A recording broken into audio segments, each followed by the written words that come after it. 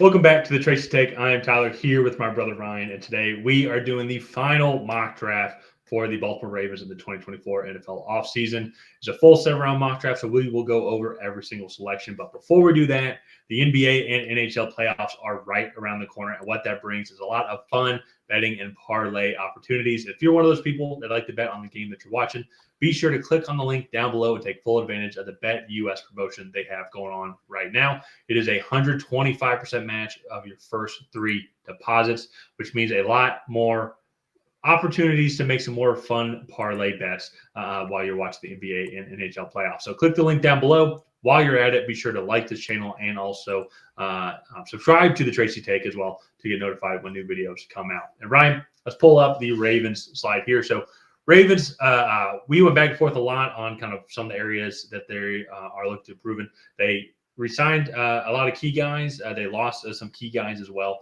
One of the areas that we felt was probably the biggest is they did end up losing 3 offensive linemen here. They lost John Simpson, Kevin Zeitler, and then they did also then lose Morgan Moses as well to the New York Jets. So we feel probably offensive line is going to be the route that they end up going. There's a lot of guys that are going to be around this range. Tyler Guyton ended up falling, but even if he's not there, like Graham Barton could be available. Amarius Mims was also still available.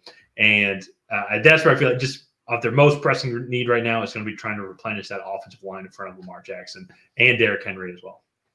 Yeah, and to me, Tyler Guyton fits right in. He's very athletic, and he's going to be a little raw, but his athleticism kind of masks some of his footwork and hand placement issues. So I think he'll be able to play right away and then just kind of slowly develop throughout his rookie season and then become a pretty solid right tackle. He just, again, footwork, hand placement, just some of the small things. But then I also think about his size at 6'6", 325.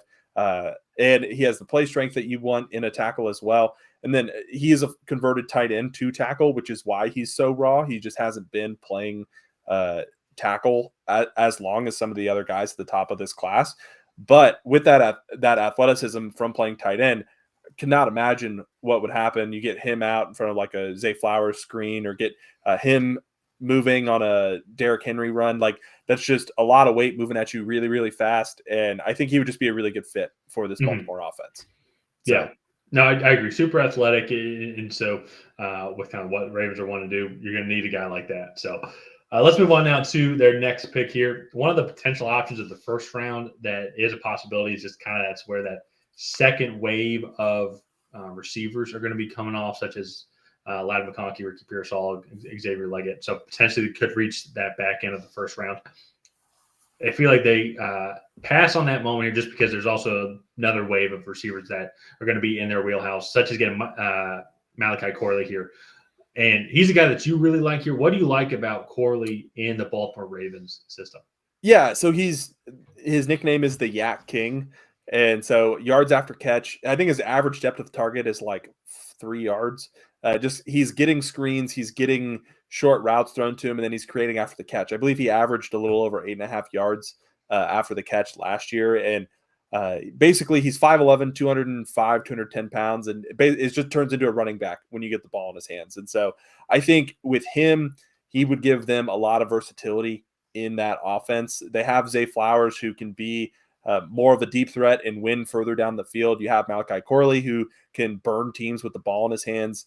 And then maybe later on, I don't remember if we address the wide receiver spot again for them, but maybe they could go and get another bigger wide receiver later on.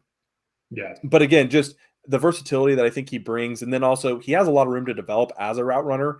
And so if you can actually get him to learn and run routes well, I think he would be a fantastic wide receiver. Well, and I also think another thing as well, and I'd have to look exactly back at the specs of Deebo Samuel, but that's kind of that same height and weight. I think that if they came up with something on that, like even with Derrick Henry in the backfield, I think that they could make defenses completely confused on what they would be running here and creating a lot of opportunities for big plays. Yeah, Deebo actually, like at South Carolina when he was coming out, actually won down the field in certain routes, and he had a pretty decent understanding of like leverages and things. Malachi Corley does not have any of that. He is simply like a body comparison to Deebo Samuel at the wide receiver position.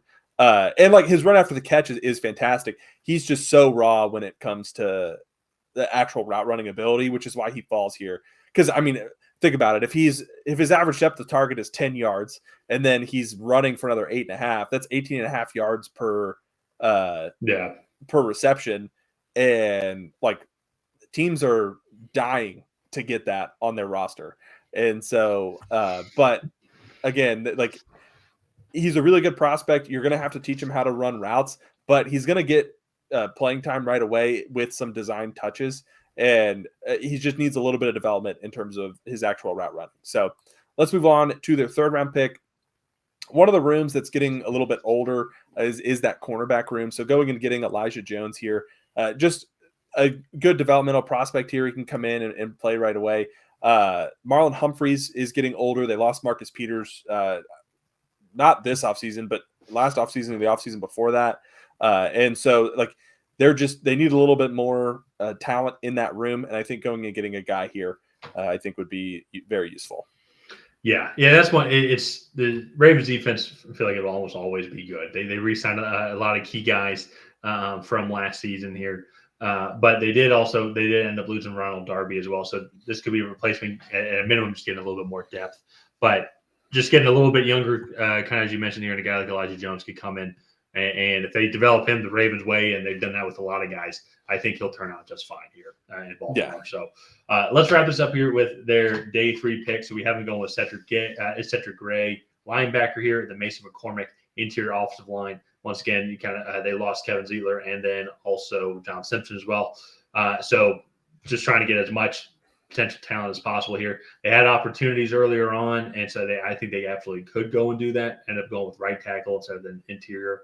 So then over the next couple of picks, Logan Lee, defensive tackle, Dylan Loeb, running back. Feel like with Baltimore here, sorry, my bad. Yeah. With Baltimore here, just keep their defensive tackles on rotation, and with Dylan Lobby here is have as much running back depth as possible. Gus Edwards did move on, and so just want to replenish them because you just never know what's going to happen. And so then wrapping up here in the 7th round, Eric Watts and then Ryan Watts as well, actually, edge rusher and cornerback. Wait, is that actually true? I didn't even recognize that earlier on. Yeah, that's okay. Yeah. So are they brothers? I don't think so. Not like us.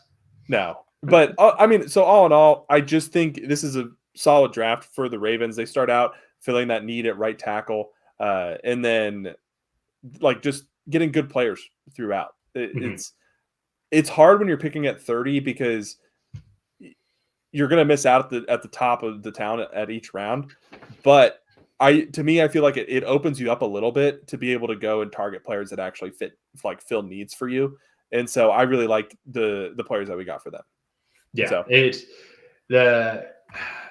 They lost a lot. Yes. I think a lot of the main players were around just that offensive line. So I think that's where they're probably going to prioritize the most. I think they're going to want to get another skill position player here as well.